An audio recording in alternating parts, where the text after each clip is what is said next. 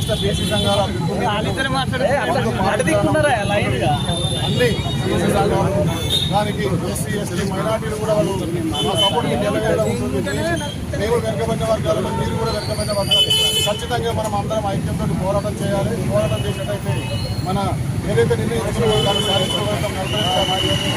ఇలా మీ కష్టం వచ్చింది మాట్లాడుతూ ఒకరి వెంట ఒకరు తోడుగా ఉండాలని ఉద్దేశంతో అన్ని సంఘాల నాయకులు అన్ని కులాలకు సంబంధించిన వాళ్ళు వీళ్ళు మద్దతు ఇస్తున్న వాళ్ళకి ధన్యవాదాలు చేస్తున్నాం.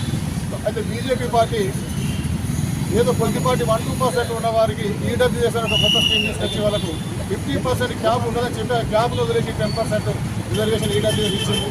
ఆ ఈడబ్ల్యూసీ వల్ల వెనుకబడిన వర్గాలు ఎస్సీ ఎస్టీలకు కూడా రాని ఉద్యోగాలు మన పోలీసు ఉద్యోగాల్లో సెలక్షన్ జరిగినప్పుడు ఎంతో మెరిట్ ఉన్న ఎస్సీలకు రాని ఉద్యోగం ఈడబ్ల్యూఎస్ వల్ల ఓసీలకు ఉద్యోగాలు వచ్చినాయి. అంటే ఈడబ్ల్యూఎస్ వల్ల ఎంతమంది నష్టపోతున్నాం మన వెనుకబడిన వర్గాలు మనం అందరూ గుర్తుంచుకోవాలి.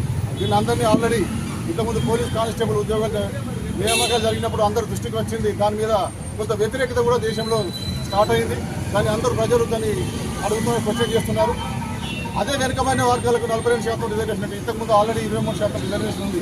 కొద్దిపాటి రిజర్వేషన్ వేస్తే దానికి తీవ్ర స్థాయిలో వ్యతిరేకించి ఇలా గవర్నర్ దగ్గర బిల్లు ఆపేస్తున్నారు, కూడా పార్లమెంట్లో బిల్లు ఆపేస్తున్నారు. మీ విధానం ఏంటి? రాష్ట్రంలో మేము బిల్లుకు ఆల్రెడీ 100% సహకరిస్తున్నాం అనుకుంటూ అసెంబ్లీలో బిల్లు పాస్ చేసినారు. అదే బిల్లును పార్లమెంట్కి పంపగానే అక్కడ ఆ బిల్లును పాస్ కానిస్తలేరు. బీజేపీ నాయకులారా మీరు దృష్టిలో పెట్టుకోండి. బీజేపీలో ఉన్నారు, అన్ని పార్టీలో బీసీలు ఉన్నారు.